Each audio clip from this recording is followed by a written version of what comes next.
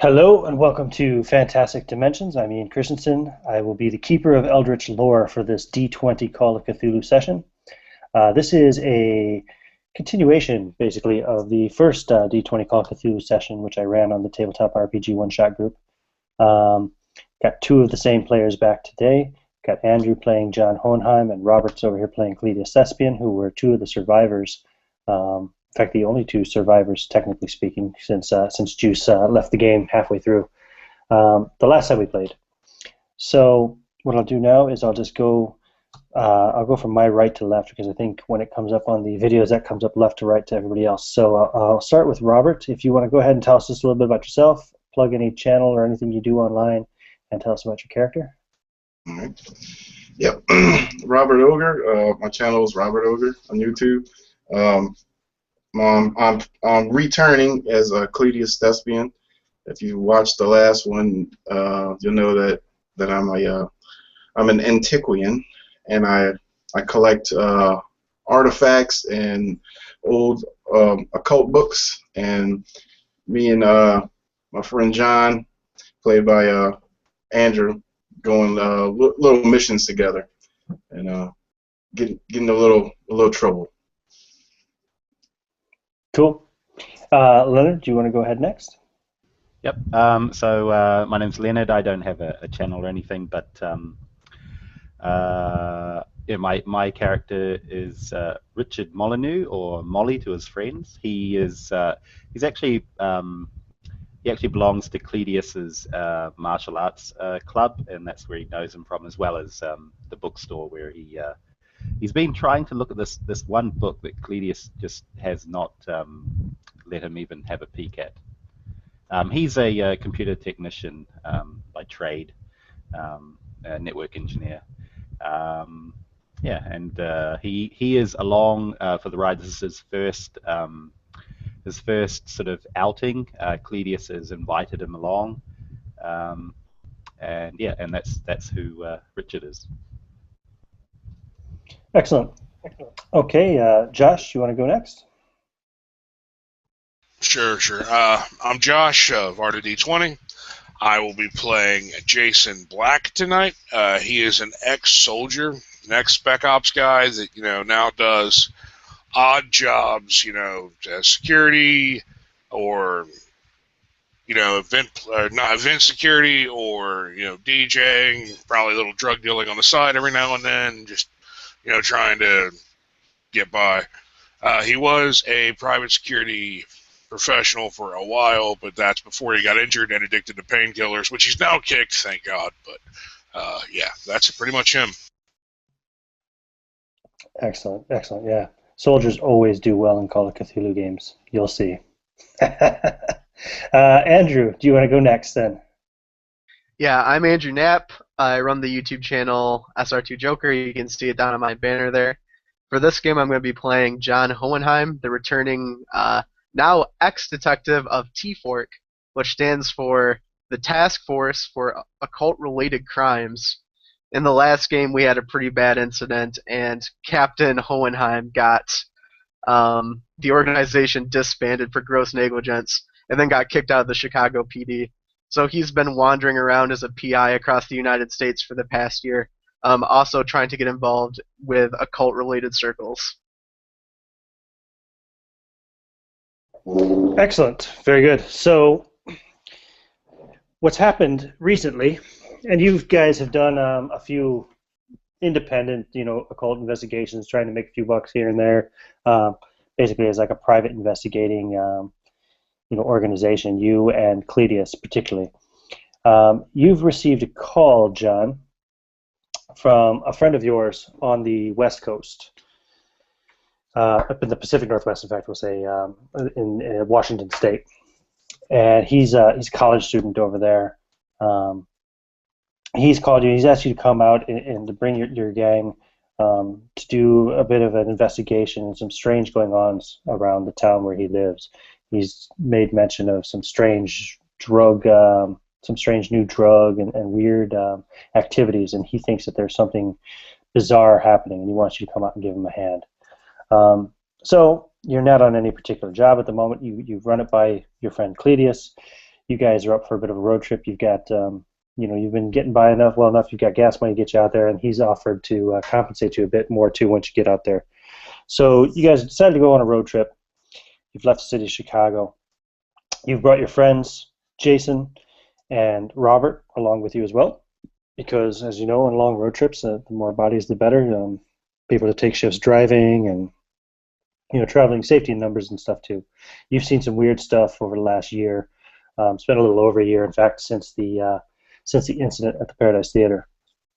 I can't remember if that took place. I think that was in the summertime when that happened. So it's about a year and a half. It's now winter, and you guys are driving through Colorado, up in the mountains, and a pretty powerful snowstorm has hit as you're driving through a mountain pass.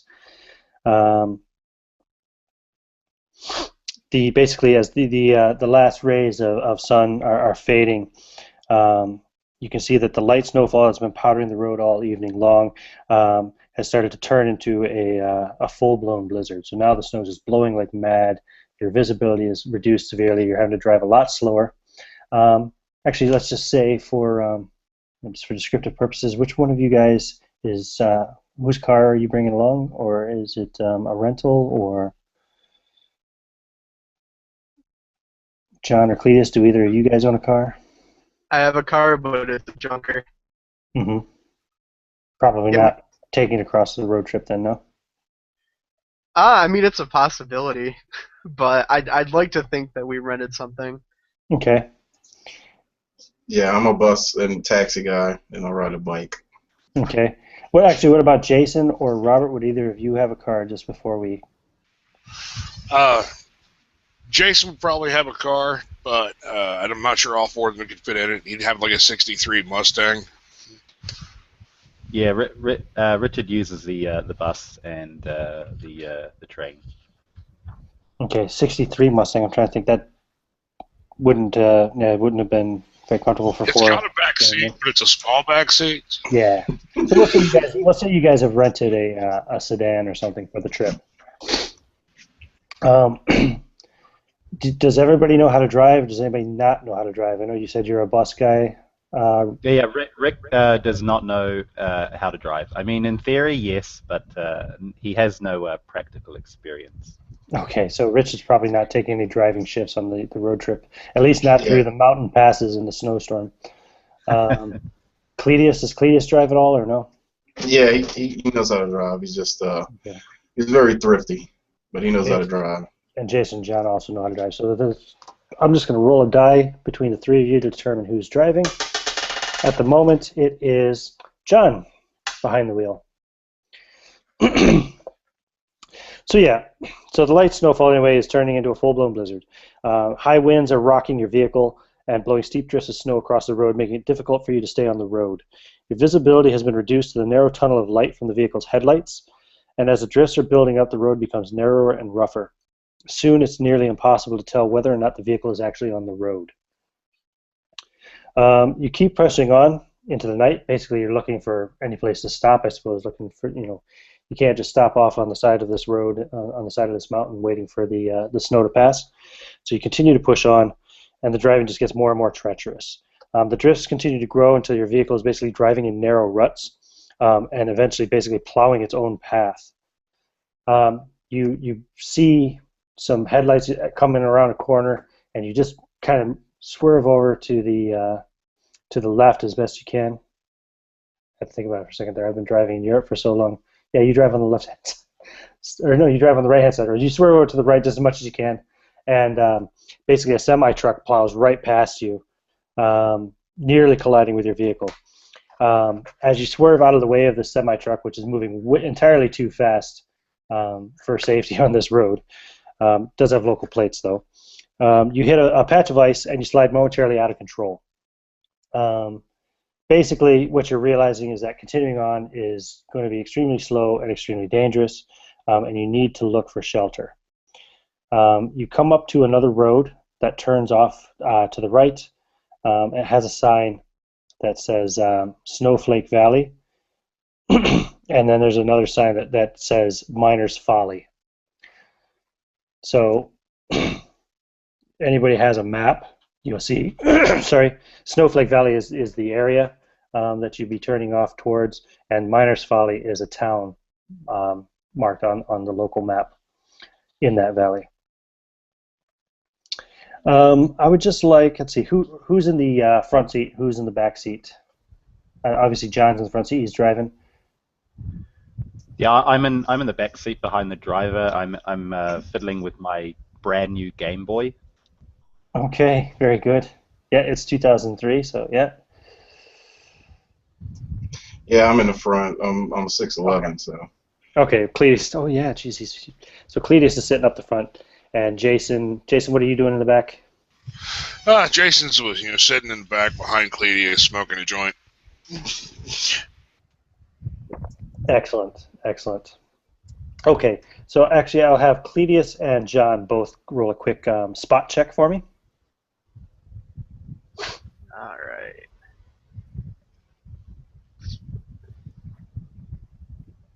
Uh, 23. Okay, 17. cool. Well, you both see it anyway. The main thing is that the driver sees as you're driving down the road towards Miners Folly, and again, snow blowing everywhere. Different sized drifts on the side of the road depending on which part you go by. You can see bits of trees on each side of the road as well. This is a much narrower road because you're no longer on the main road. You're no longer on a state road, as it were. You're now on kind of a local road. You see a dark figure scuttle out of the woods and onto the road right in front of your vehicle. I need you to make a drive check, John. All right, that's +6, so 20. 16. 16. Okay. So the figure basically is spotlighted in your headlights for a split second, and you soundly strike him with the right front bumper as you try to slow down the car. I need another drive check, please. As you hit this guy. 18. 18. Okay.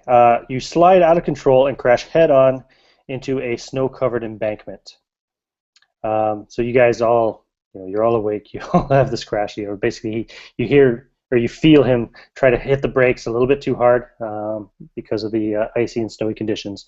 You hear the thud as somebody basically gets struck with the right front bumper of the car, kind of bounces off the side of the car and off to the side of the road as the car slides completely out of control, crashes right into the snow-covered embankment. You're all kind of thrown forward and back. You don't take any actual damage per se. You're probably just disoriented for a few seconds, from the accident. So nobody's actually physically harmed in the car. But yeah, you're now the car's basically stuck. If you try to move the car at all, John, it's stuck in the snow. Tires spinning. The car's not moving.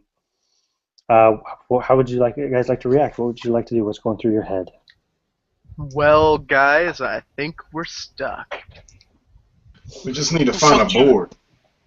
The fuck you hit a deer? Nah, man. I got ready for the trip. There's some cat litter in the back, man. Whatever it was big. Are you thinking what I'm thinking, Cledius? I know what you're thinking. Could be. It's like, snowman, Yeti, Sasquatch, knows what. Nah, man. You probably hit a deer. He takes his gun, and ratchets around and steps out of the car and starts to walk back towards what he thinks is probably a deer. Okay. Well, you can see in the light of the back lights of the car, you can actually see it looks like a man lying on the side of the road, a ways back. He's bundled in blankets. You can see this as you're approaching, and he's wearing an old leather jacket. He's got a dark scarf wrapped around his face, but it's come loose, and you can kind of see his face as he actually is standing up, and you see the wizened visage of a Native American, an old Native American. Fuck, that ain't no deer. Yeah. Do you have a flashlight or anything, or are you just? No,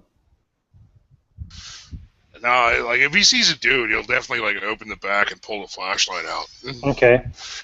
Yeah, the guy's standing up and he seems to be checking himself, and you can see blood on the snow. His cheeks and chin have been scraped raw by the snow, and there's blood seeping through his clothing. And his left leg is twisted in an unnatural position, the foot wrenched almost backwards. This is all in a brief second as you flash the kind of flashlight over at him. His dark eyes burn with a fire that belies his age, and his scowl holds nothing but bitter contempt.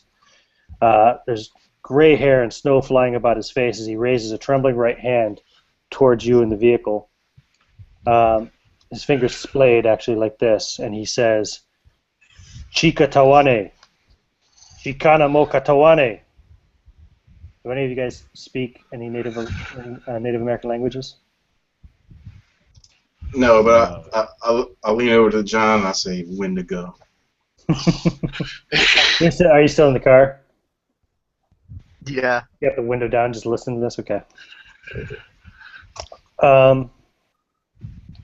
Yeah, and so he's up to his feet anyway, and he starts to hobble away into the darkness.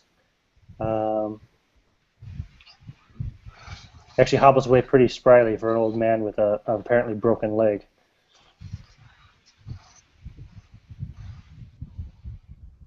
I look at Cledius and I say, "Was that some kind of curse?" Sure sounded like it.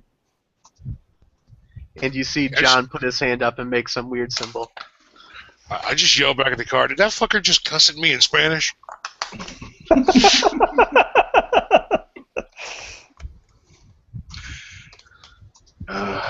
Another one of these guys, huh? So do we have a map in the car, Ian? Yeah, you have a local map, and you have a national, a United States map, I'd imagine, as well, since you're going on a road trip across the country.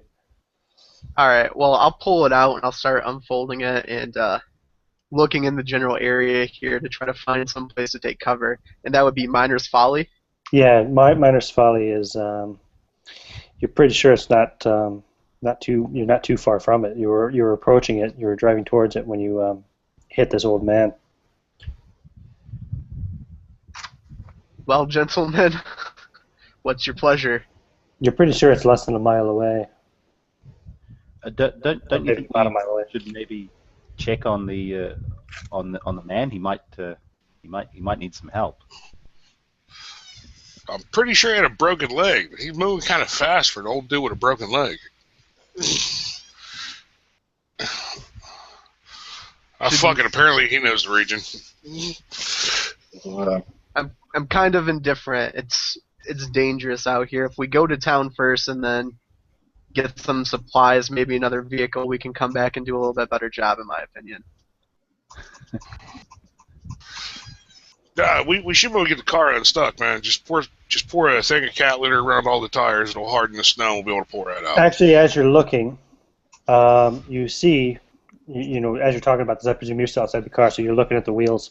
One of the tires is blown out, and the front wheels are not pointing in a straight direction anymore. They're, you know what I mean? They're no longer both pointing the same direction. Holy fuck, man! You broke the axle. This is why they wouldn't let me have a patrol car. Man, I'm glad this rental wasn't under my name. Fuck. You guys keep talking in character for a minute. I'm just going to rinse out my coffee cup. So glad we did not take my car. If you broke the axle on my car, I would have to fucking kill you. Holy shit. I look up into the rear view, rear view mirror, and I look on my lapel where my badge used to be. I kind of trace it with my finger for a second. I'm like, we really should go get that fucker. We just can't let him run around out there in the snow. I mean, I really don't want to risk it, but... Fuck him, you broke the axle. How the fuck did you even do that? You hit a dude. You didn't hit a brick wall. Wait, there's something here that doesn't make sense. That's the shapeshifter. Lycanthrope. Cledius, what do you think? You may be right. I hear Native Americans, they're shapeshifters. Yeah, a lot of them are. You guys read too many books. So my bag that I kept by my feet always has my tome in it. I will never let that thing leave my sight. Yeah, So yeah. I'm gonna grab my bag and with all my supplies. And I mean, we've been on quite a few adventures, and I know better not to go without a flashlight, especially after the last Yeah. thing. So Yeah, yeah. you guys have been on a few different of these paranormal and occult investigations. So, like I said, none of them have really turned up anything substantial like your first one did with the Paradise Theater. But you've got your bags kind of set up. You've got your basic investigation supplies in there. Flashlights, maybe some. No, you don't have to tell me everything's in your bag. If you tell me you have something later, as long as it makes sense, I don't have a problem with that. Digital camera. It's not your first time at the dance, so. Should we Yeah. run a vote then, fellas? We'll do this democratically. I say we go after the man because what Richard said makes sense. I don't want to see him freeze to death, especially if he's a lycanthrope I can take samples from. What year did you say it was? 2003.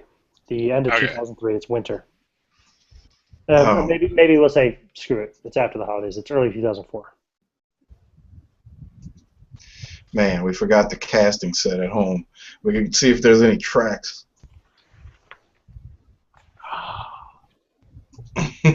He was bleeding. I'm pretty sure he left a trail. You But- fucking city boys aren't worth shit. Snow's coming down pretty hard though too. What Cleidius speaks of is taking a mold for science. But I will suffice to take the beast's hair. Come. If no one objects, let us track this shapeshifter. So I throw my investigation pack on my back, which doesn't have clothes, but it does have a change of underwear. So Okay. So who is at the front of your search party? Who's actually doing the tracking? I grab my duffel bag out of the back seat. I look at these. Can any of you city folk actually fucking do any tracking? It's all you, Jason. You're the expert. Fuck. I'll go over and look where the guy got hit. Okay. Go ahead and give me a roll. What would be on there? You have I don't have a character sheet for me. Is there a survival skill? Yeah, I mean, that usually wilderness or Okay, yeah, wilderness lore would work. yeah, be a wilderness probably. That'd be a good idea for me to take a look at the character sheet. Yep. Yeah, I got wilderness lore. Wilderness There's no lore would be. survival.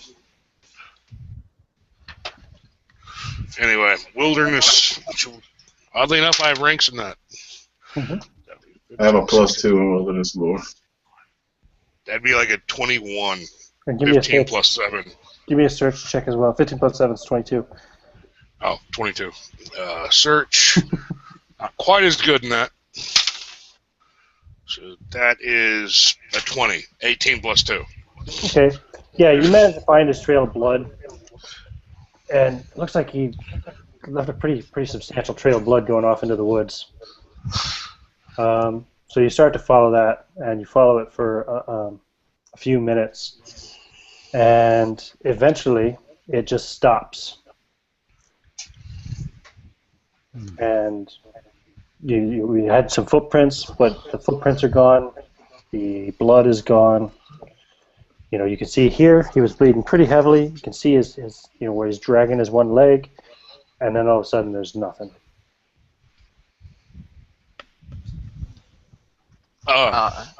We got a problem? John's gonna look at it and he's gonna say, he changed into some bird creature and flew away. Or he climbed a tree. A crow, I bet. I believe you are right, Cleidius. That would make sense. More than a dude climbing a tree.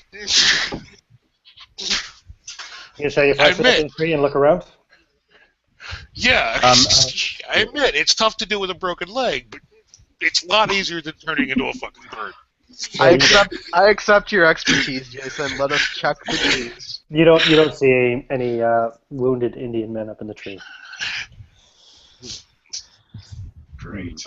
Richard's going to bend down and scrape up a sample of the blood, put it in the case, and tuck it back Sure. into his pack. It's mixed with a bit of snow, but yeah, you can do that, no problem. I told you he was good, John. Yes, indeed. Looks like He's a Molly knows natural. what he's doing. Mm-hmm. Yep. So where do you guys want to go from here?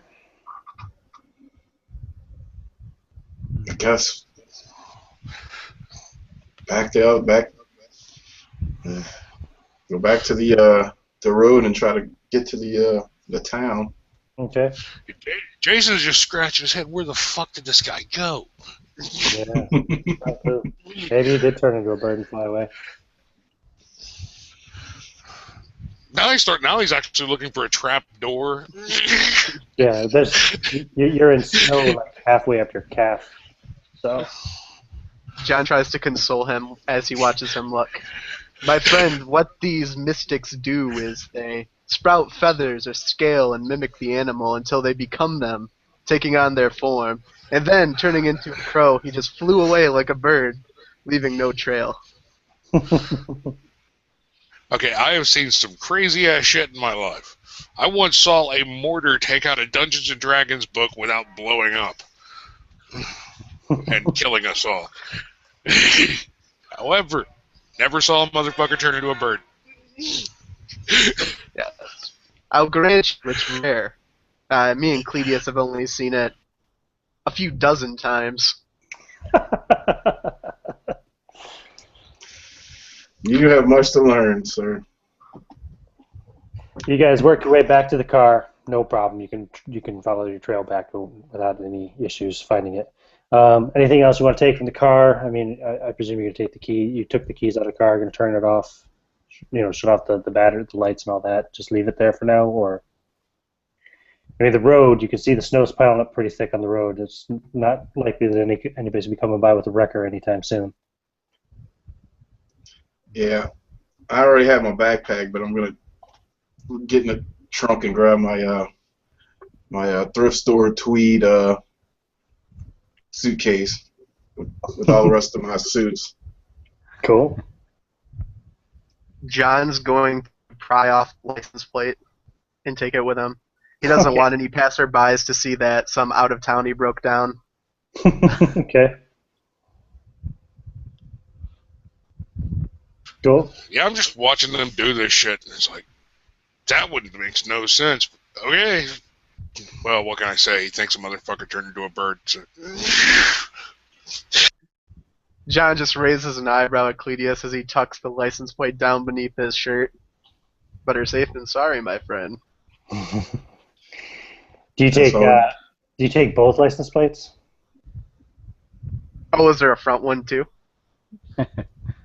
Yeah, you have to have a front license plate in Chicago. Yeah, I'll take both of them. That one's a little bit harder to get to because that's the end of the car that's stuck in the embankment. But yeah, after about 10 minutes you can get to it. Eventually, get it out of there. Yeah, and it also has budget rental on it, so.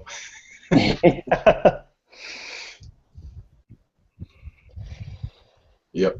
Yep. The rental place is not going to be happy about this, but.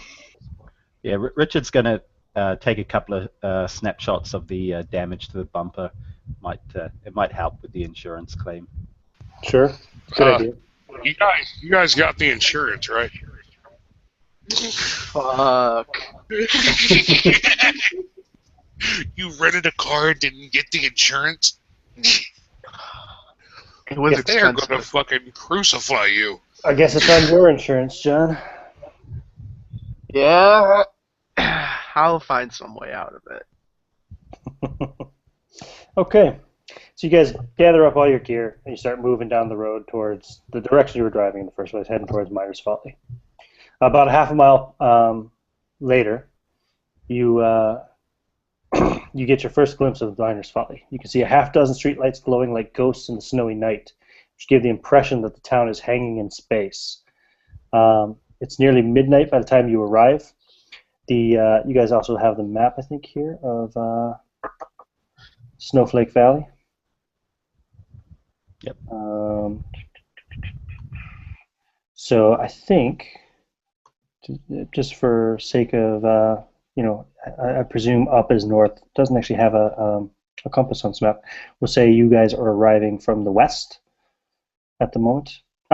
Yeah. Where's the sheriff's thing? Yeah, we'll say you guys are coming in from the west anyway.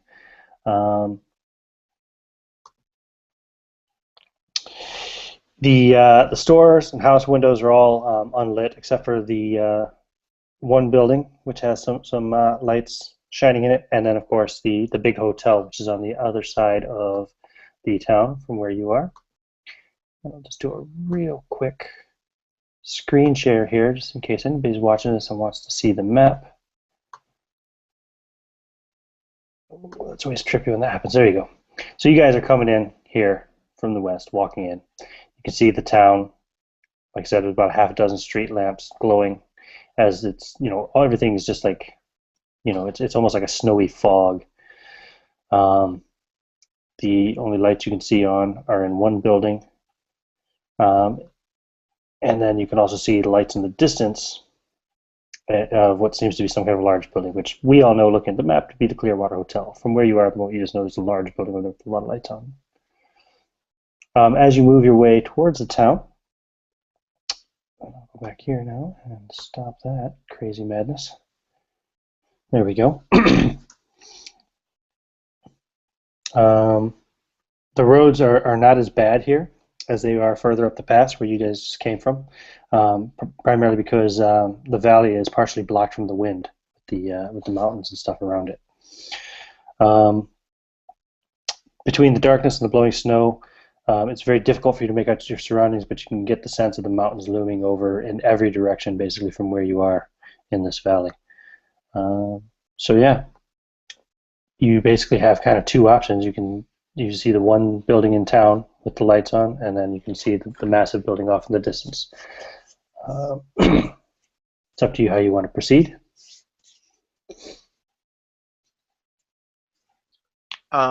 John's going to light up a cigarette. He has this large black hood on, and you see him strike his lighter, and his face just turns red with the glow from the end of the cig. And he's like, "Well, boys, do we go to the mystery house, or do we go to the hotel?" Well, I'm pretty sure the mystery house is going to have people, and they probably won't want a bunch of people asking if they can sleep in a room for the night. So, logical place would be the hotel. Just as a point of interest, you will pass by the smaller building on the way to the hotel more than likely. It seems to be on the main road, so. So, are we going to delay the finding of our crashed vehicle, or are we Unless just you not see gonna- it. I don't see a sheriff's station or a used car lot. So. The hotel might have something. Hotel security might be able to help us. Mm-hmm. True. By the way, I'm wearing one of those logger caps. Cool. The little straps hanging down. Well, if the house is on the way, guys, why don't we just poke by? Yeah, Yeah, it's a bit of a long walk to the hotel. it is. Yeah, And if it's we cold. could, would you answer your door at 9 o'clock at night if 4 large strangers were knocking on it? It's actually about midnight. Okay, would you answer your door at midnight if 4 large strangers were knocking on it? It's all about deception, my friend. We talk fast, we pull badges, it doesn't matter what they say. They'll think we have the authority. We don't have badges. He goes to where his lapel used to be and he feels it and he's like, "Mm." And then reaches behind and pulls out a card that says Shambhala Private Investigation Services. Oh, because Shambhala. that's gonna work. As you guys are walking and talking, you're getting closer to the building. It actually is a sheriff's office. So the building with the lights on is indeed a sheriff's office. You can see the sign there now. You can see a as kind of all-terrain, four-wheel drive, so like SUV kind of thing parked outside with the sheriff's logo on it, the big star, and all that. So, yeah. You're in luck. It's not a person's house. It's a fucking pig pen. Cops. Just shakes his head. Says the ex-cop. Yeah, He's man. having all the bad flashbacks. Yeah, it's just a square building. I hope you don't have any horse shit on you, or you didn't leave any in the broke down vehicle out there. I think I smoked it all before we got here. Oh, thank God.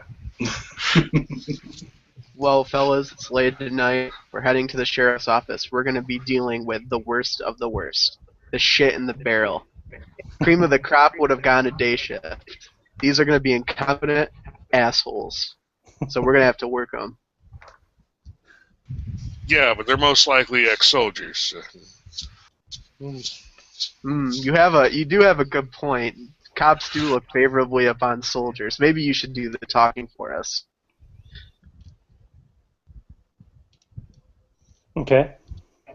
Just nobody say you think a dude turned into a bird. Should be Agreed. fine. You're gonna go up and knock on the Yeah. door, ring the bell. Yeah, I'll go up and knock on the door. There's a buzz. Walk in. You swing the door open. You guys have the map of the sheriff's office, which I will just pull up here real quick again. Screen sharing is weird. There we go. Okay, so you come in through the door here into the sheriff's office, and you can see there's a guy sitting in the single chair here behind the front desk. As you walk up, he looks to be in his mid-30s, but he's obviously trying to make himself look younger. He's got his hair cut in a popular style, and he looks up to you and he says, "Hello, what can I do for you, gentlemen?" I'll look at him. I go, "Hey, what's up, brother? I'm sorry, man, but we had a big wreck outside of town. Fucking cars out there. God, I think, I hate to say this, but I think our driver may have hit something. I don't know if it was a deer or what, but the blood trail just ended. I tried to track it." Really? Who was driving? Yeah. John steps forward. He says, "That was me, officer." Well, I'm Deputy Dumont. It's a pleasure to meet you, Deputy. Name's Jason Black. You didn't get a look at this thing you hit, really? No? No, sir. No. The snow was too thick. Okay. Coming down like a fucking... It's coming down like witch's fish out there. Oh, yeah. Yeah, I know. You guys, I have to be honest with you, I don't think we'll be getting your car back tonight anyway. None of the vehicles are running outside of the actual town here itself. So, yeah, I guess it looks like you guys probably stuck in Minus Folly for a day or two till the storm lets up. You say your car wasn't moving, no? The engine wouldn't run, or? Nah, it's stuck. I bottomed it out. Broke the axles. Nah, the engine was running fine, but moron here somehow broke the front axle. How? What did you hit? Sasquatch? And he laughed. I don't know. I flash Cletus a look, like quickly, and then I do a fake laugh. Raise an eyebrow. What kind of car were y'all driving anyway? Apparently something made with a paper mache front axle. It was a rental. Hope you got the insurance. Yeah, I kind of smile and look at John. You know, if you get the insurance, you could damn near blow those things up, and it ain't going to cost you nothing. Is there a place around here a fella can get a drink? Well, yeah, there's only really one place for you guys to go, unless you want to spend the night in here. You want to make your way over to the Clearwater Hotel. They should have plenty of rooms. I'll call ahead for you if you like. Deputy, would I be able to use your restroom for a minute? Yeah, sure. Richard sort of he's been hanging at the back of the group, looking pretty uncomfortable, and he's started to sweat a little bit. And yeah, so he sort of rushes off. He shows you the way around back. Actually, just kind of points you to where the bathroom is. It's beyond the two cells. The cells are empty. Okay, so he closes the door pretty quickly and does his business. Okay. Yeah, like I said, you guys want, I can call up ahead to the Clearwater. I'm sure they can put you up for the night. You guys might end up being here for a couple of days. Oh yeah, that'd come in mighty handy, brother. What'd you say? How far would you say it is? Another 2-3 clicks? Yeah, something like that. It's it's a couple of miles up the road there. Just go up the main road this way, and then when you come to the road on the side that leads up to the hotel. Cool. Thanks, brother. You guys want? I suppose I could give you guys a lift up there. I got the 4-wheel drive outside. I'll be much appreciated. Get us out of this fucking cold ass weather. Yeah. You guys want a quick cup of coffee before we go? Yes. Y'all look mighty wet. He walks over. Yes, thank you. He's got a pot of coffee that looks like it's probably been sitting there for like 6 hours. He takes it, sticks it in the microwave, and heats it up. Pours you guys cups of black, thick coffee. Well, I'll take it down quick. I've been salivating for a while for a cup of coffee. After I take a drink. Anybody need sugar? No, man. Like they say back home, you know coffee's done when you can toss a horseshoe in the pot and it stands up. John is gonna fake drink. Fake drink? Yeah, but he won't be consuming any of the liquid. Okay. Sure, no problem. Yeah, it's rotten coffee, basically. Just coffee that percolated for way too many hours. It's been sitting for ages. Sat there, got cold. It's been cold for several hours, and they threw it in the microwave, heats it up. You know the kind. Leaves a black residue all over the inside of the pot and the cup and everything. Does Ian, does that gun cabinet, is that see-through or is that solid wood? No, it's one of the cage-style see-through ones. It's locked. Got a heavy lock on it, though. What do I see when I look at it? Is there anything out of the ordinary? Like, are they packing way more firepower than they should? No. If I recall correctly, it's got a couple of sidearms and a couple of shotguns in there. Let me just see.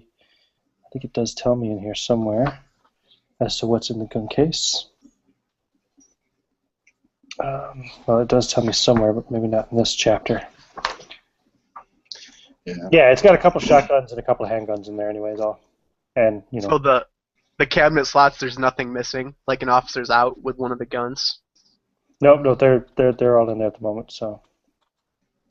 All right, awesome. He's wearing his sidearm as well, but he's not wearing a bulletproof vest or anything like that even. So, small town sheriffs, John thinks to himself, how quaint. Yeah, it's nothing like Chicago. In Chicago, he'd be wearing probably a bulletproof vest at least anyway. Maybe a stab vest too underneath. But he sees you actually eyeing the gun cabinet. He says, "You like firearms, do you?" Yeah, I'm somewhat of an enthusiast. Where are y'all from? Oh, here and there, not in one place for too long. In a past life, I lived in Chicago. Oh, yeah. I'm from a little town in Ohio nobody's ever fucking heard of. You and half the people that we catch traveling through this town, it seems, mister. I don't know what it is about Ohio that makes everybody want to go somewhere else. Ever been to Ohio? I drove through there once. I knew a girl from Did you feel Cleveland. like staying? Nah. See, that's what it is about Ohio that makes people want to go any place else.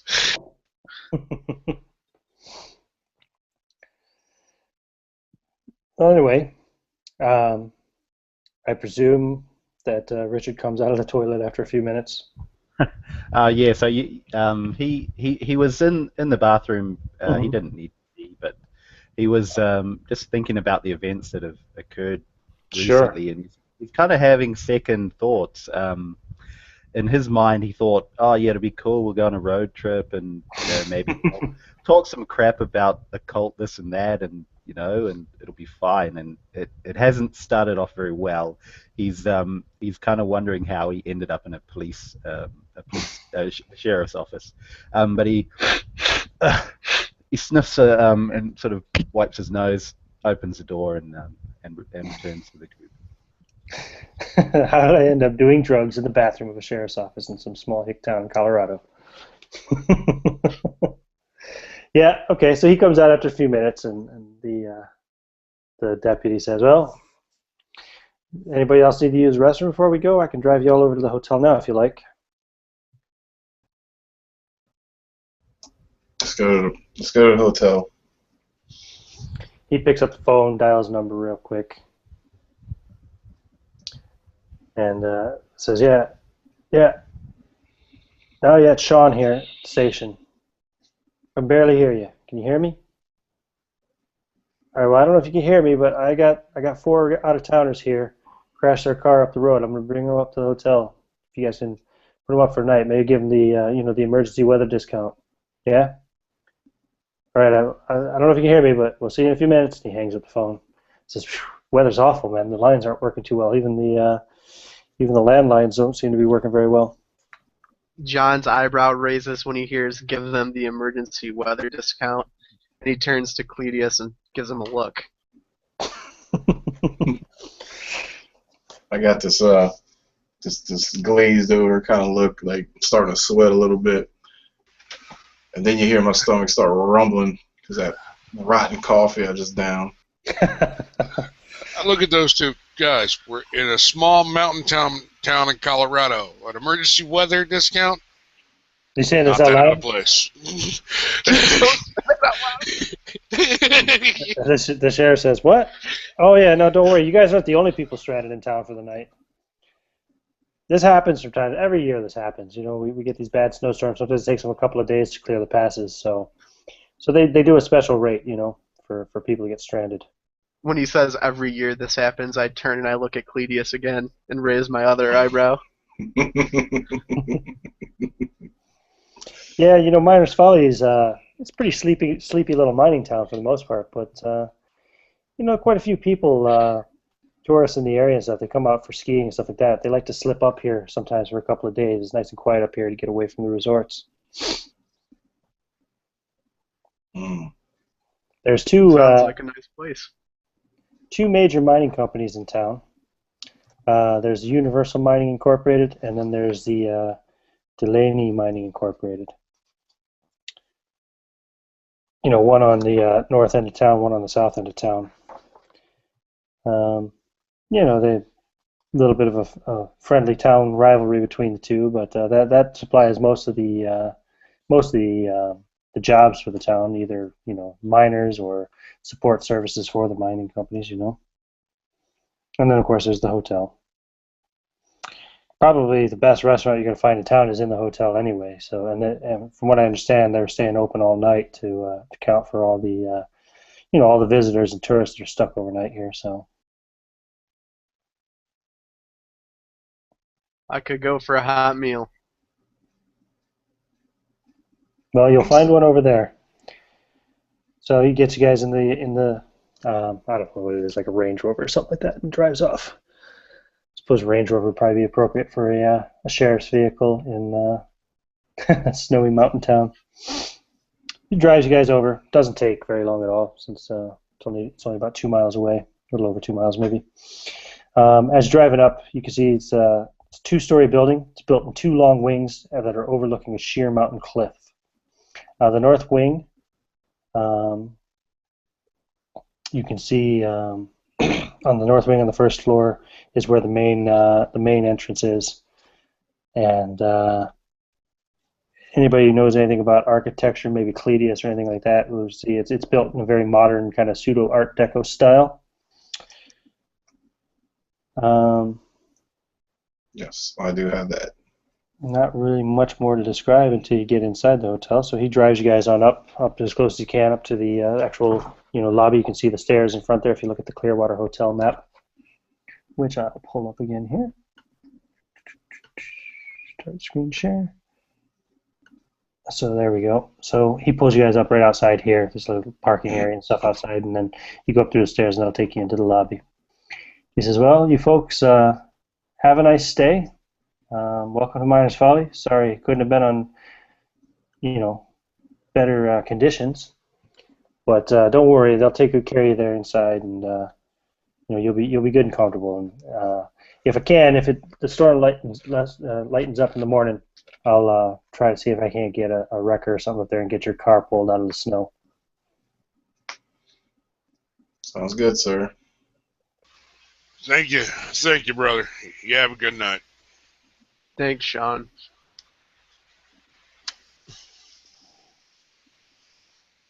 He drives away, mumbling, says, "I don't know who the hell's going to fix it in this town, but that's not my problem.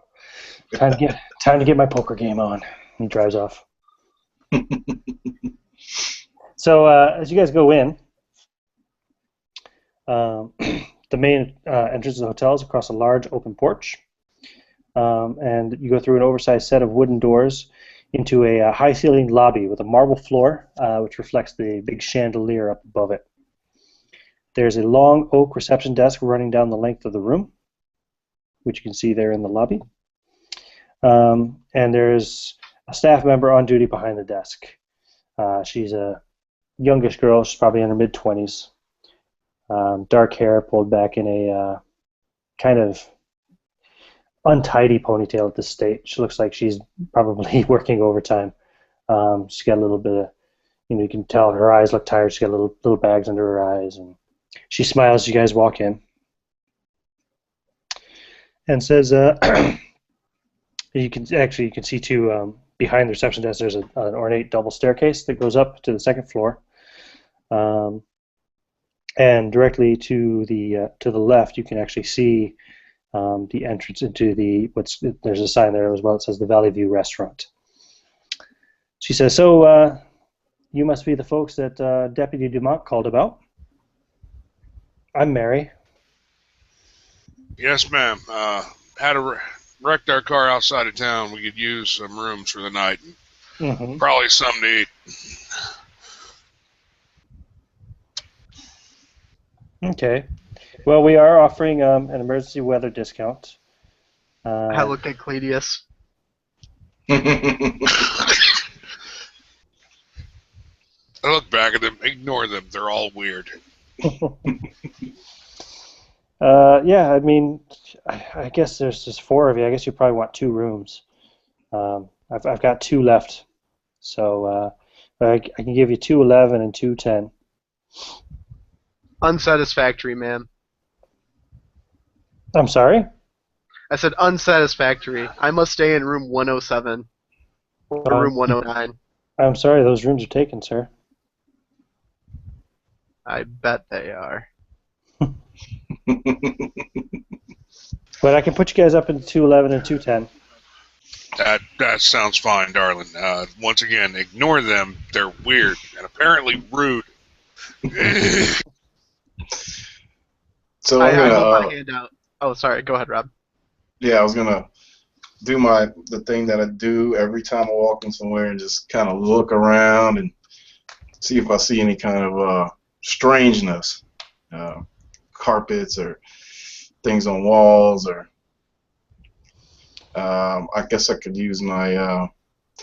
Let's see. You looking for naked, writhing bodies? Yes.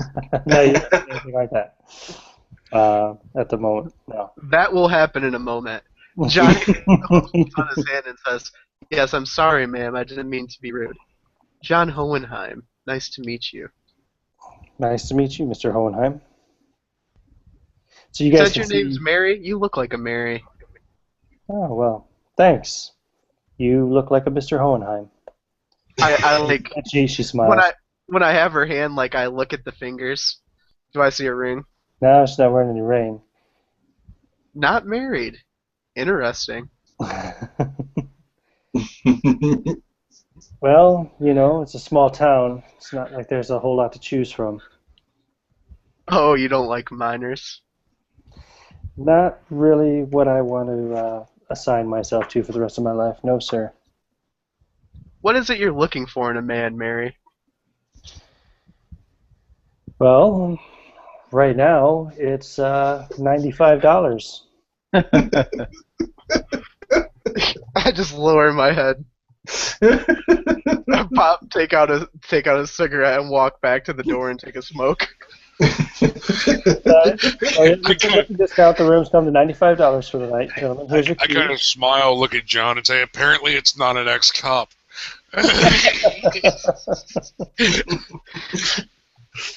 Take out my wallet, pull it, and, count out $95 and hand it to her. Okay. She gives you the keys. One says 210, one says 211. As you look around the lobby a bit more, you can see, the west side. You see the entrance to the Valley View, which is the hotel's restaurant and bar. It's actually, the walls to it are mostly glass, so you can actually see inside pretty well as well. It's a nice looking restaurant. You can see there's a couple of windows, or a few windows there in the back behind the stairs, where the stairs go up, and you can see the windows in the back of the kind of lobby area. Actually, no, there's two windows there. I apologize. I was looking at the third or second floor. And out the back windows, you can see over basically the edge of the cliff. The hotel's built on the edge, and it looks like you're looking into a deep, dark abyss right now. Deep, dark abyss in the snowstorm. The hallways of the hotel are painted immaculately white. Floors are covered with thick red carpets. Yeah. Take one room key and, so hold up the other one. Who's in the other room? Snatch it. Which key did you take, 210 or 211, Josh?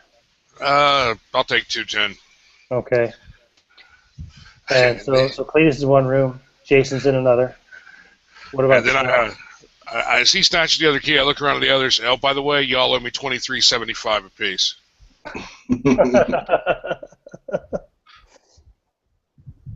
Nice. That's pretty good math, Josh. Did you do that yourself? With a calculator. Hey, whatever works. Well, yeah, I'll pull out my billfold. He doesn't have a wallet. It's a billfold. I give him $24. Keep the change. So I look at him, pull a quarter out of my pocket, never be in a man's debt, and hand it to him. I'll look at it. Throw it in my pocket. Mary walks you guys up the stairs, up to where your rooms are. If you look at level 2 there, you can see your rooms are on the kind of east side there of the north wing on the second floor. She says, after you guys get drop off your things and get all checked into your room, you should swing by the Valley View restaurant, get appetizers and drinks. It's going to be kept open all night. There's a lot of people stranded here for the night, so phone lines are mostly down. The pass probably won't be cleared for at least 4 days, is what they're saying on the news channels. The county plows, we're right on the county line, and they work their way out from the middle. So the road out of here is one of the last to get plowed. You understand? Yeah. Is this a smoking room, Mary? No, but there is a small balcony. Each room has a small balcony out back that you can feel free to step out onto for a smoke if you like. Sure. No Mary, problem. this is gonna sound like a weird question, but do you guys have a Native American population in the area? Yeah, quite a sizable one, in fact. There's a lot of natives around. Hmm, interesting. A lot of them work in the mines. How are relations with the townspeople and the natives? Pretty good? Yeah, as good as can be expected. You know, a lot of townsfolk are kind of suspicious of their, their strange ways, their religion and all that. But for the most part, everybody gets along. Religion. What is their religion? I'm curious. Well, I'm not exactly an expert, but they worship like animal spirits and nature gods and things of that sort. They're all what do you call them? Pagans. Mm, There's no Christian folk among them. makes sense. Are you a Christian, Mary? Well, I was raised in the Methodist Church. I don't know if I'd call myself much of a Christian, but I try to be Well, sometimes. any case, thank you. That's all I wanted to know. No problem, Jim. Enjoy your stay. I You turn guys need, around and just you guys give need anything? Clevius alert eyes. I'll be down on the desk until 7 a.m. when the next person comes in. So if you guys need anything, well, the the internal phones are working okay, but you won't be able to call outside the hotel, I'm afraid, from the phones. Could I get a wake up call, Mary? Sure. What time? 3 a.m. That's like less than 3 hours from now. Are you sure? Please. Room 210. Okay. 3 a.m. wake up call. She pulls out a little notepad and writes something down. 3 a.m. Oh, I'm sorry. Are you in room 210 or 211? 210. Jim, number 210. The So witching hour. you're in 210 with Jason. Okay, and so that means that Richard and Cletus are in room 211. Okay, so your rooms. I just look at John. You're gonna wake us up at 3 a.m. Oh, I will not be sleeping. Room 211, which Cletus and Richard have. It's a double room. It's a pretty typical hotel room. It's got two full-size beds, small bathroom, writing desk, and a long dresser with a television on top. There's no cable service anyway. The television receives nothing but static if you flip it on to look through. The storm's blocking out any of the local channels anyway. And then there's a big kind of heavy red velvet curtain over the large double window at the back of the room, which overlooks the chasm below. And there's like a little tiny. It's like literally I'll say they're more like glass doors than windows per se. You can kind of just step out there a little bit, and it's literally maybe 2 feet, wide. It's not like a balcony you can go out and sit on or anything of that sort. And it does look down right over the chasm. Room 210 is basically it's not quite a single room, but it's got one double bed. It doesn't have two beds. So John and Jason, you guys are gonna be sharing a bed unless one of you sleeps on the floor. Jason can have it. I won't be sleeping. Okay. It's pretty small too. There's like a little dresser on one end, and there's no room for a desk or anything in here. And you guys have a single, kind of door window thing that opens up onto a even smaller little. It's not as wide anyway. It's still the same depth. Little balcony area there over the chasm. Okay. All right. Do they have the standard coffee pot and the little one coffee packets? They usually have like a like a little kind of electric kettle thing, and the little sachets of powdered milk, sugar, and coffee. Yeah, you have that in there. But All right. You know, the restaurant is open too if you wanted to go down there Oh yeah. for coffee rather than using your emergency. Basically, you got the double room. There's basically 2 servings of coffee in there. Room 210 does not have that, unfortunately. It's a bare bones kind of room. Well, I walk over and I say, hey Molly, you don't like decaf, do you? No, I got that covered. And Molly pulls out a little hip flask of whiskey and Uh, offers it to Cledius. Not right now. Not right now. As I'm throwing I'm opening up the decaf and just pouring it into the trash. I'm saving this for later. So how you enjoying your first trip, Molly? Yeah, I mean, I'm a bit surprised. Like, your friend John, what was he talking about? Birds and shape changes? Was he being serious? He was joking, right? My buddy John. He's a good guy. He has lots of connections, and sometimes he's right, sometimes he's not.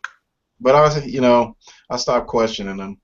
I think half of the stuff he says is insane, but I'm starting to really question that. We've been through a few things together, and I just don't know anymore. So I don't question the man. Well, yeah, I mean, it's all. I mean, it's great. I'm enjoying myself. You know, I get out of the city. Normally it's just me and my machine. So yeah, I'll just take it as it comes. Yeah, I'm sure we'll run into something. That's for one thing about my buddy John. It's never boring. Jason, he seems like a pretty capable sort. Is he a soldier or something? Yeah, actually, he's a former soldier. Uh, I don't really know him too well, but he's he, he's good to have around. He's he's the muscle man type, you know. He gets you out of a couple things here and there. Hmm. He's good at talking to people, I guess, too. Not quite as good as John, but. So what's the plan? Are you guys gonna go down and get something to eat? I might just stay up here in the room and sort out my gear, get it ready for tomorrow. Well, I guess that's up to you. But yeah, I plan on going down and getting a little something to eat. In fact, I think I'm gonna go. I'm gonna go see what the other guys are doing because I'm going down there right now. I need some coffee. Okay, So, cool. I'll catch up with you guys shortly. all right, sure. And so I grabbed I have my tome in a messenger bag. It's like my man purse, and I grab that and I throw that on my shoulder. I walk next door, knock on the door. Your man bag. Yes. Okay. Actually, I think if I recall correctly from that map, you guys have, yeah, you have a door adjoining your 2 rooms. Okay. All right. So I knock on the door. Oh yeah, actually, I reach into my bag and I pull out I got a special pipe. I don't smoke too often, but I got an antique pipe that I carry around with me just for special occasions. Okay. All these trips that we've been going on and all these things really haven't been turning out too well. So I'm looking at it as a sort of a vacation. You hear on your door to 211. The door that leads to the hall, not the door leading to room 210. Oh, in our room. Yeah. Okay. Yeah. Oh, the door. Looks like a bellboy kind of guy. He's skinny. Looks like he's probably about 18. Got bits of acne on his face. disheveled brown hair. He says, "Yeah, Mary told me to drop this up for you guys," and he hands you over a couple more coffee cups and some more sachets of all the sugar, dried milk, and coffee. Oh, thank you, young man. Here you go, and I'll pull a quarter out that John gave me. Drop it in his hand. He looks at it. He looks at you. He just shakes his head and walks away. I'll give you more, man. I'll get you later.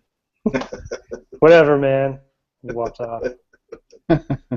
Fucking night shifts. Okay. So yeah, I go put it back over there, and I'll take the decaf and throw it away again. And I go knock next door and say, "Man, I need to get some coffee." I go knock next door and see what they're doing. What are they doing, John and Jason? Go ahead, Jason. The first thing Jason does when he gets into the room is he unties his duffel bag and starts pulling his stuff out. And you notice he dumps out like 5 or 6 full mags of 45 ACP ammunition, which he immediately starts to hide in various places around the room. Smart thinking, my friend. Smart thinking. Gets the job done. Your warfare is against man, and you've secured this room. Now let me secure it against the spiritual. And I start tearing around looking for salt. There's no salt in your room, unless you brought some. I did not. I go over and knock on the center door then. Okay, so just after you've received the coffee from the bellboy, you get the knock on the door then, Cletus, and coming from the adjoining room. It's like, whoa, hey. And I'll open it up. These rooms are not safe, Cletus. We need salt, and we need a lot of it. I bet they have a lot of it down there at in the restaurant. I bet you're right, and we should not stay in these rooms till we have them secure. I agree. Let's go. Okay. Richard and Jason, are you going to go with them down to the restaurant, or are you guys going to hang out? Yeah, your choice? Richard's gonna join them in the restaurant a bit later. Before he joins them, he's going to rip off all the sheets and blankets on his bed and refold them and remake the bed, and then make sure that all the things in the bathroom are just placed, in the exact position that they should be. Okay. And then before he closes the door, he's going to hide his pistol under his pillow and smooth it down, have a last look at the room, and then go downstairs. Very good. Yeah, Jason's going to go with him after he gets, the magazines hit around. He takes his knife out of his boot, makes sure it's sharp, puts it back in, checks his gun, tucks it back into the inside the waist holster on the small of his back, then heads down. Okay. Okay, so you guys all head down to the restaurant. As you guys go in, there's a host who meets you at the door. Again, another guy, probably in his late 20s this time. Dark hair, real neatly, real tidy, immaculately clean. This guy, he smiles, says, "Gentlemen, welcome to the Valley View. We're staying open all night for those of you who are stranded here with us for the next few days. And hotel management has decided to offer a 25% discount on all food and drink. So, welcome. Would you like a table altogether?" Yeah. You look around, you see the restaurant's mostly empty at the moment. The only person that's not staff actually seeing here in the moment is one woman who is sitting up at the bar and drinking and talking to the bartender. I want to go to the bar. Okay. I'm going to use my occult knowledge, Ian, to try to find the energy center of the room. What John would think is the energy center. The energy center of the room. Exactly what kind of energy center are you looking for? As far as like the energy, you talking about like psychic energies? You're talking about like human Fu- energy? Feng Shui. Feng shui. I don't know much about feng shui. Would that be in relation to like the most activity and stuff in the room, like actual, Yeah, well, place where people would gather the most and we'll go with that. yeah, actually there's one table which is pretty close to the bar. It's a big it's a round table and it seats about I'll say it has 8 seats at it. That's the one where you're getting the vibe. It's like a big Awesome. family table. I walk over to the table, and the first thing I do is grab a chair from another table and make it 9 chairs. And then I sit down and trace around the edge of the circle with my hand and say, "This is a powerful table." The maitre d' just kind of looks at you. Very well, sir. Well, there's no one else here, so if you guys want to use this table, you're more than welcome to it. Um, he hands up, puts menus out for you. Says, yeah, he says, all the appetizers are available, and we can see about whipping up some of the other main courses if you want. We don't have the full offer on. Of course, we have a bit of a skeleton crew back there in the kitchen, but we should be able to whip up anything off the breakfast menu for you too, if you wish. So. I will take. I'll take a. Just keep. I want some coffee, and I want you to keep Yep. it full. And if you have to, just leave the pot on the table. And I'd also like a chicken salad with Thousand Island dressing. Sure, just a moment. And he waves his hand, and a girl comes over, and in her restaurant uniform, and he says, "This is Sarah. Sarah will be your waitress this evening, so she will look after everything you need." Sarah, the gentleman would like some hot coffee and keep it coming. Um, if you guys need anything else, he says, "I'll be around the place all evening." So he dismisses himself, and Sarah is looking at you, and she says, "Right, coffee for all three of you," because Jason's up at the bar at the moment. No coffee for me. Oh, Me neither. go ahead. I'll just have water, thanks. Water, okay. So, by the way, like I would, just by me knowing, I would know that John chose the feng shui seating, and I said, I think you might have made a mistake this time, and I sit 3 away from him. We're dealing with Indian, Native American folklore here. This is the Cito. I don't know if you read any Carlos Castaneda or not, but it's on page 643 of Journey to Ixtlan. John just turns his head and goes, "Touche," and he gets up and removes 2 of the chairs and shifts the seat down. Nice, nice, excellent. Okay, and do y'all want anything to eat? Porterhouse, rare. Okay. And she looks at Richard. What's wrong, I'm sweetheart? Never see a man that likes meat? No, that's fine. I'll see if the cook back there's okay with that. Shouldn't be a problem. Steaks are easy. Do you want eggs and hash browns with that? Just the steak will do. Okay. And you, sir? She's looking at Richard. No, nothing for me. Just water. I guess. Okay. Yeah. Do you want ice and lemon with that water? No, if you could, just from the tap and room temperature. Okay. Yeah. Well, we've got good clean water here in the mountains. Don't worry. And did you say a chicken sandwich? Was it, sir? No. I want a grilled chicken salad. Grilled chicken salad. Salad. No tomatoes, extra onions. No tomatoes, extra onions, grilled chicken. Yep. Thousand Island dressing. Sure, no problem. You Thank guys need anything else to drink? Anything from the bar? Nope. Just keep my coffee coming. Yeah. So she walks off. I'll go over to Jason real quick. Jason, you approach the woman at the bar. She's sitting there by herself, just talking to the bartender. And and I'll give you a quick description of her. So she's a very attractive woman with long blonde hair. She's wearing glasses. She looks like she's probably pushing 40, but she's in really good shape.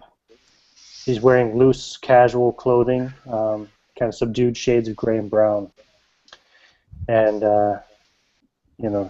as you walk up, the bartender sees you, and a look of relief passes across his face. He says, "Yes, sir." He says, "Just a moment, Miss Carmichael." "Yes, sir." He says, "Can I get you something?" Yeah, let me get you got Amberbach on tap? No, sir. I'm afraid we don't have that on tap. I don't Yeah, have let me any get a bottles at all, either, for that matter. You don't have any bottles of Amberbach? I don't have any Amberbach, I'm afraid. No. I don't even know if that was out in 2003 anyway. I think it was. Just give me a Budweiser. A Budweiser? Yeah, I have that Yeah. on tap. Would you like a... Yeah, give me a glass of Budweiser. Sure thing, sir. I think I have to run downstairs and check the keg. I'll be right back. And he says, "Sorry, Miss Carmichael. I'll be back in a moment." And he walks away. And you're sitting there beside the woman, and she looks over to you and says, "Well," she says, "what did you do to get stuck in this godforsaken place?" I let the ex-cop drive. She looks around. "Oh, are those your friends over there?"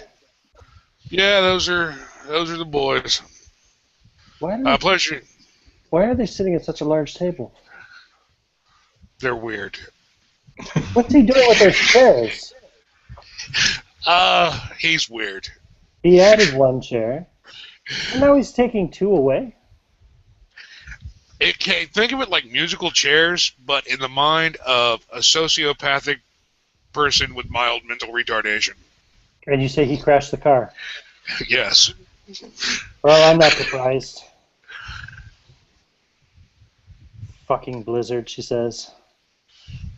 So I've only got a week's vacation, and I'm going to spend half of it here in this dump. Yeah, tell me about it. So your name's Carmichael? Yes, Dr. Cynthia Carmichael. Please, just call me Dr. Carmichael. Okay. Name's Jason Black, Dr. Carmichael. You can call me Jason. Sure. I'm sorry. You don't have to call me Doctor. Miss Carmichael will do. Sure thing, Miss Carmichael. So I hope that bartender gets back pretty soon. I'm nearly empty. So what do you do, Mr. Black? Let me guess. She says. Security. Once upon a time? Private or corporate? Both. Oh.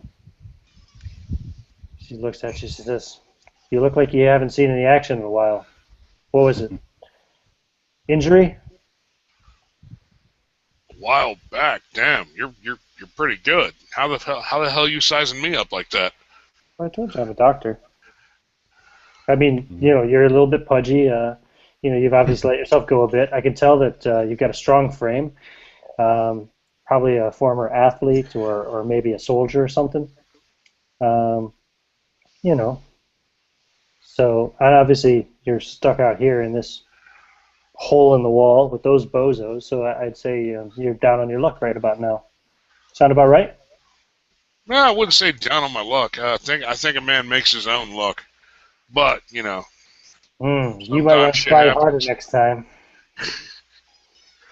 Anyway, I'm sorry. I don't mean to be rude. I'm just bitter. Like this. I look at her hand. She wearing a wedding ring? No. Nope, she's not. Okay, look like she travel a lot.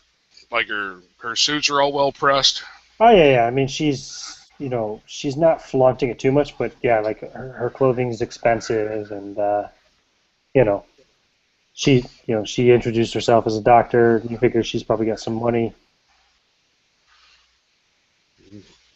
Unmarried, 43-year-old female doctor as beautiful as you, not having a husband. I'd be a little bitter too. She looks at you and says, 38, thank you. Really? When were you born? Really? He says. Oh man, cold. Hey, I was gonna play this a lot differently until she turned out to be a bitch. He says 1965. Not that it's any of your business. Anyway, I didn't intend to be here. I was on my way to a ski resort. The blizzard forced me to stop in this town for the night. I managed to park my car, though, not crash it. And she looks over at your friends and rolls her eyes. I would have managed to park my car too, but unfortunately, I let him drive. The bartender comes back up, and she says, "I need another whiskey, please. Whiskey sour. And let me buy this young man a drink." And she looks at you. So the bartender, brings you over your beer and sets a whiskey sour down in front of her. And she says, "Look, I'm sorry. I shouldn't be taking my frustrations on you. I've been drinking for 5 hours now. Not much else. Oh, you're fine. If I'm going to spend my vacation here, I might as well do it drunk." You're fine, darling. You're rude to me. I'll just be rude right back. What the fuck? She says, "I'll drink to that. Cheers." Link your glass and take a drink. That's good. It's good to see a man stand up for himself. Look at the bartender. Can I get a Reuben surprise with a side of ketchup, please? Yeah, we can do that. We can manage a Reuben. Anything for you, Miss Carmichael? She says, No, I'm fine. Just just make sure you don't run out of whiskey tonight. Well, you want to come back to the table or sit up here and talk to the bartender all night? Might as well come back and meet the retarded driver.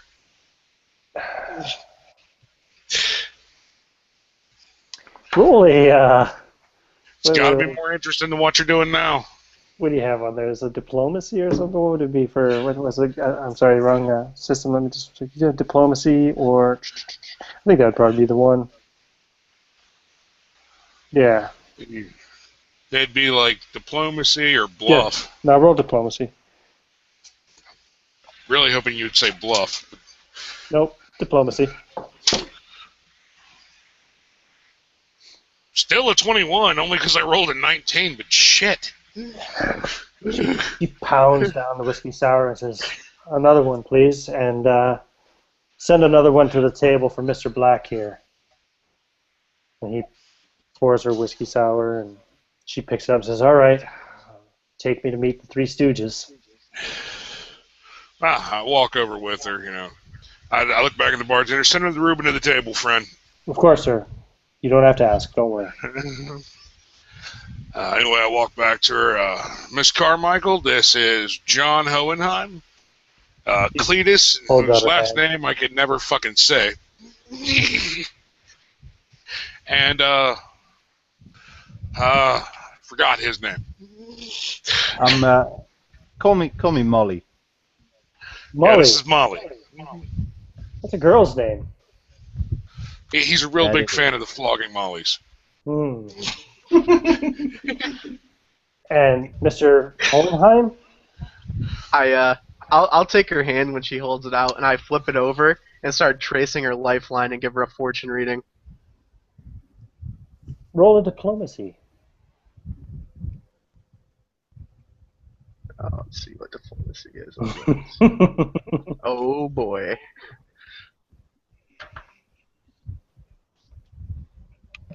She's 5. Cranky. Her vacations were a 5.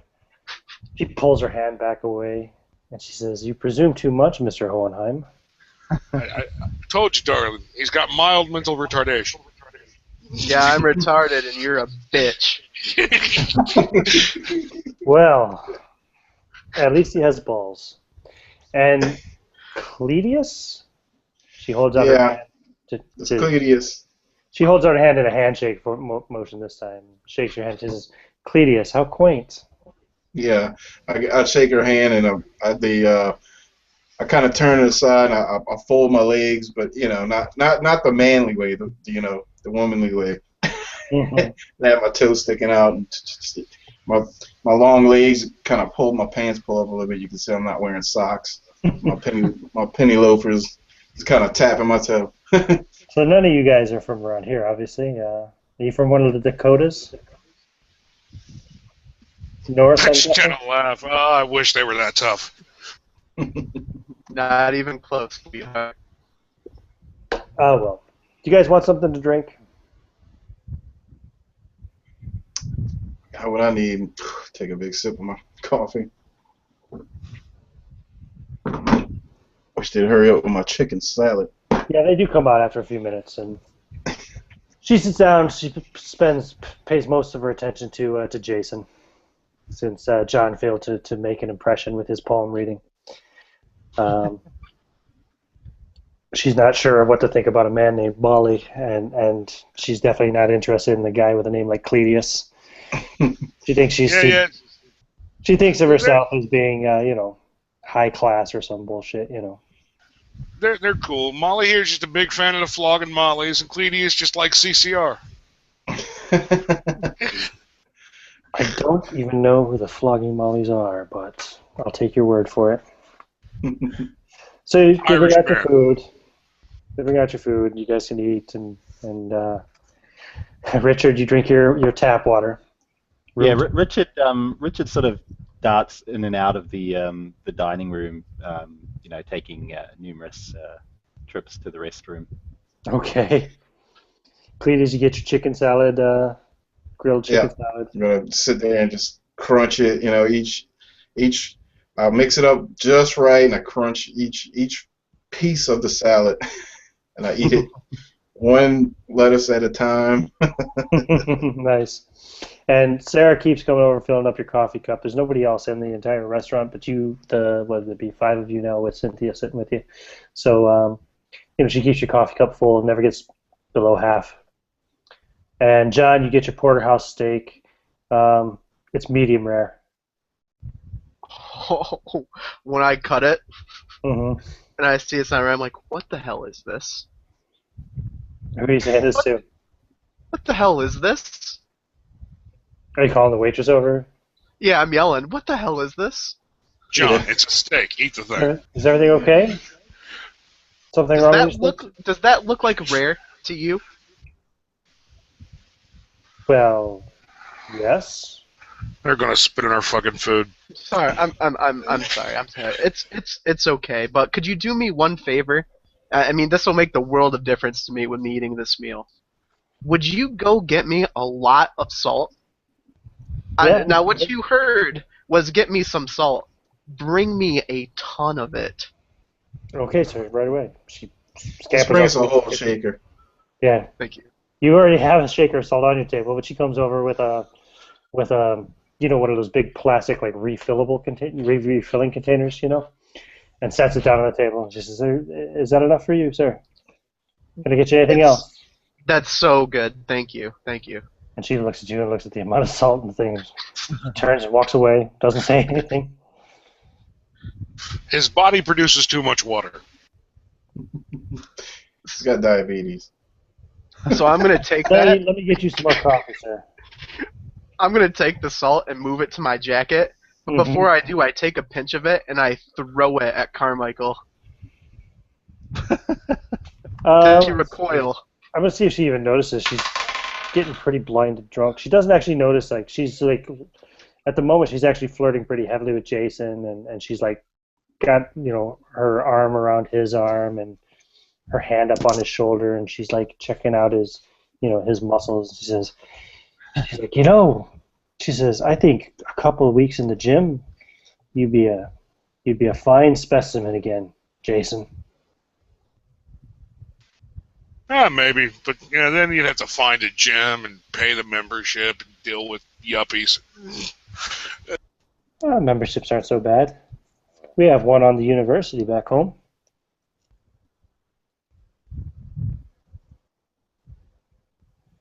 I tell you, Nah, I teach. I teach at the Mandrake University in Eastfield, Montana. excellent. Actually got a degree in philosophy. Oh. And she decides not to make an insulting remark at that. Because, Oh, I teach astronomy and introductory physics. John will openly laugh in her face at that and say, "Did you hear that, Cletus? She's a genius." So, And she so laughs. the She's pretty drunk. so the theory of the ever expanding and contracting universe, then. Yes. Mhm. You guys finish your food. Um, and she says, "Oh, what time is it?" And you check your watch. It's about a little after 2 o'clock in the morning. Yeah, we can make it back to the room just in time for dumbass to get his wake-up call. she says, "Would you walk me to my room, please?" And this is Jason. Of course, ma'am. I'm not sure standing up is a good idea, but well, I guess it has to be done.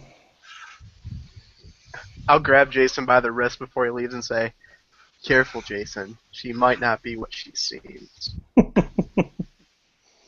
I kind of lean down. I've got protection of both kinds. Nice. So the two of them walk out. She's kind of more staggering and holding on to him for support. She's been it's 2 o'clock in the morning. She's been drinking now for like the last 7 hours. She's hammered. Looks like you're sleeping alone tonight, John. Or staring at the bed. Yeah, pretty much. When you do get her to the room, she's in room 107, and she says, What? She's in my fucking room! she's in room 107, and she says, "Oh, thank you very much for getting me here safely. I really appreciate it." She leans over, gives you a kiss on the cheek, and says, "Look me up tomorrow. I'll be at the bar sometime after breakfast." Yes, ma'am. She goes in, closes the door, click.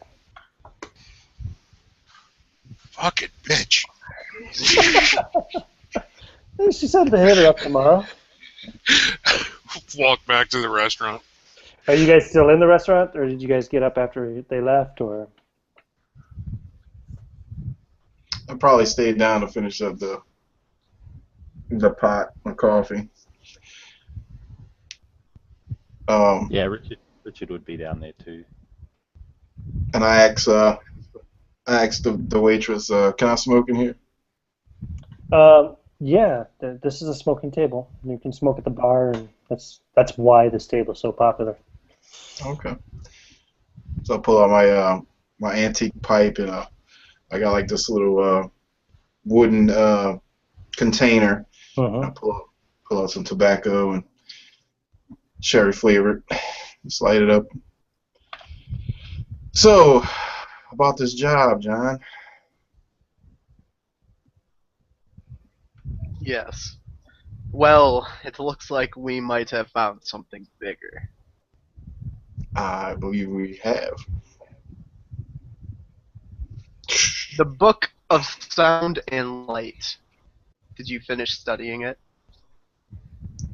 Of course. I just look at him, studying him real closely, and yet it did not drive you insane. Fascinating. Well, knowing our history, it'd take a lot to drive me insane, wouldn't you say? So what did the book say? Wait, no, don't tell me. I don't want to know. Yeah. Something's going on here, Cledius. Something's going on here with those Native Americans. It has something to do with the mining companies, both of them. But I don't know what. But I plan on getting to the bottom of it. So, what do you say? In the morning, maybe we'll take a little walk around and see if we spot any totem poles or anything, and That's a good idea. We could have a little powwow with some of these natives. Huh? Indeed. Did you bring your peace pipe by chance? Actually, I haven't, but I have this one. This is a 13th century pipe from India that I picked up about 6 or 7 years ago. I don't use it too often. I actually thought we weren't going to be doing much on this little trip, but looks like we might have a little something here. What are you smoking from it, my friend? The devil's weed? Of course not. Actually, I have a little Kinnick in here, mixed in with my my tobacco. It's actually, ironically, a little bit of an Indian blend, a Native American. It helps with stress. Not that I need it now. So I'll turn to Molly and I'll say, so Molly, how are you enjoying yourself on this little venture? Is it everything you imagined it would be? Well, so far, yeah, it's not too bad. I've been able to get out and see the sights. I'm not. I just hope that that old man isn't too badly hurt. Ah, don't worry about it. He was a fiend, a shapeshifter, a monster. We'll find him in time. What? I know, this is hard to believe. You see the world in a very mundane way. Your third eye hasn't opened yet, but if you travel with me and Cledius long enough, you'll see the world behind the world. The hidden world. And I even do that with my hands, the hidden. Well, I mean, I was just hoping to get a few shots and, you know, talk some talk some crap. Well, if you hang out with us, you'll get yourself in a lot of trouble. There'll be drugs, there'll be women, there'll be ancient Aztec cults that worship snake gods that we steal emerald fangs from. You just don't know. Another day in the life of Cledius and John. Well, so Molly's still not quite sure if he can take John seriously, but he nods and he's just trying to soak it all up. Don't worry, Molly, you're not alone. So John gets up and he says, well, gentlemen, I think I am going to go purify our rooms. All right. So I pull out my billfold and throw the money on the table. Yeah. It kept my that was a pretty good salad, and it kept my my cup full. Can't complain. It was nice and strong too. Yeah, much better than the coffee in the cop's office. Yeah. Fresh. So I'm gonna go ahead and go upstairs, Molly, and hang around or come up there. Or, yeah, I might just sort of take a walk outside. And he sees John with this huge thing of salt, and he sort of palms a couple of the smaller salt shakers and puts them in his pockets. Nice. Quick learner, my friend. Quick learner. Okay, so Rich is gonna go try to take a walk outside. Yeah, and like sort of around. Basically, are there any kitchen staff sort of out back? Is it? I mean, he's sort of going to walk around, like do a sort of loop of the hotel. Okay. And if he happens upon any of the kitchen workers, he'll strike up a conversation. Yeah, you don't see any of the kitchen workers because there's only a couple of them work at the moment right now, and they're back in the kitchen, and they have their own kind of access door to outside. So without going into the kitchen itself, you wouldn't really run into the kitchen workers. But you see that bellboy again walking around, and you see, of course, Jason coming back from room 107. Probably pass him in the lobby. So no luck there. Man, she was No drunk. luck there, big boy. She was drunk and a bitch. Come on, man. I think the other guys have gone up to the rooms. John mentioned something about cleaning them. I don't know exactly what it is. Knowing that fucker, God knows what that means. So Molly's gonna join John. I guess John's walking back to the rooms. Yeah. John and Cletus are going upstairs. What about Jason? You gonna follow him as well, or? Jason runs into the restaurant real quick, pulls out his wallet because he forgot to leave a tip, and the waitress was pretty good, so he takes out a tenner and drops it on the table and then heads upstairs. Okay. What I'm going to do then is you guys return to your room so John can do his purifying ritual and the rest of you can try to get some rest before your wake-up call comes in about 20 minutes. I'm going to stop this particular broadcast and we'll take a quick bio break, maybe 5-10 minutes, and then we'll resume with a new hangout just so that the video length isn't too long. Okay. So I'll be sending you guys an invitation to that hangout and I'll post it in the chat as well. So yeah, back for part 2.